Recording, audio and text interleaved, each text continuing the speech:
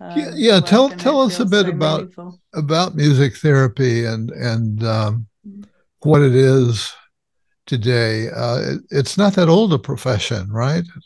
I think maybe began So it's in the late 50s as a profession. as a formalized profession, yes, I think it was in the 50s. So prior to that, I think music, Plato wrote about the influence of music and harmony on the soul and the being and a state of well-being. So there's a humongous amount of writing from the Greek philosophers about Mm. what different pentatonic scales or Dorian scales will do to your internal state, and always talking about this balance and harmonic sort of being. Then in the 1920s, I think it was, when there were a lot of soldiers, veterans, after coming home from World War I, who had been exposed to a lot of music, and the doctors were starting to observe how it sort of lifted their spirits, changed their mood.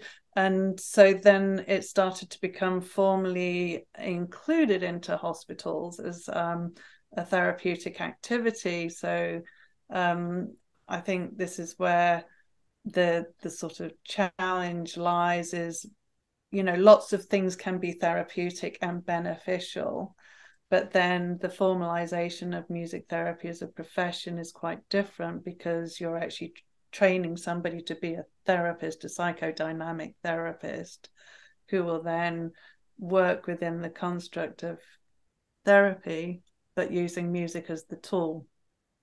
Yeah, So and in the I was 50s, impressed by your bio where you list some of the trainings that have been part of your preparation, and there's a lot of attention to neurology and the brain and all of that, and that really came clear to me. You sent me a paper that you'd written. You haven't written a book.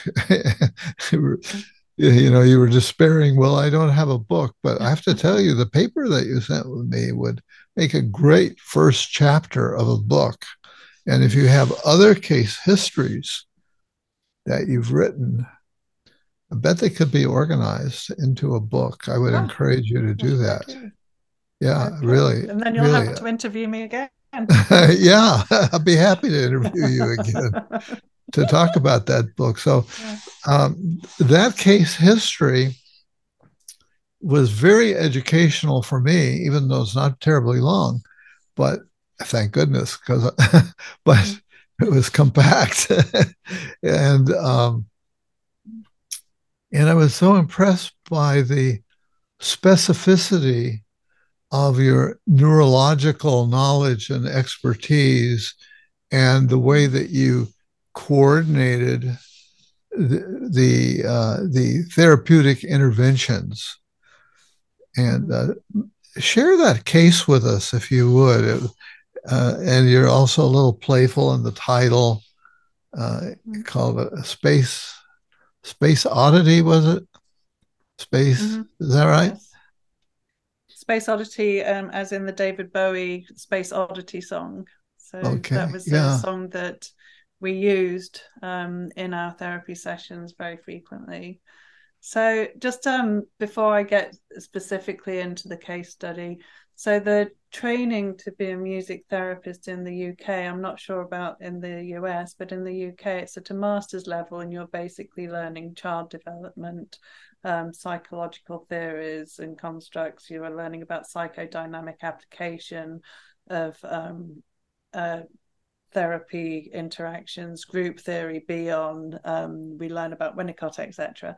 So when That's we a come lot. out, That's a whole lot. it is a lot. It's Yeah. very intense, and you do your own psychotherapy as well. That's a requirement of the training. So we have years of psychotherapy, and at the same time we're learning about the psychodynamic process, because we look at the relationship in the sessions um, through the music, through the lens of the music. So it's like rather than having the third eye, it's the third ear, where Uh, you're listening to the communication that is coming through the way in which somebody is playing, whether it's the rhythm or the tempo or the sort of abrupt ending or the disruptive or the sort of cacophony or the, you're continually sort of evaluating what is fundamentally happening with inside that person, how they're responding to things.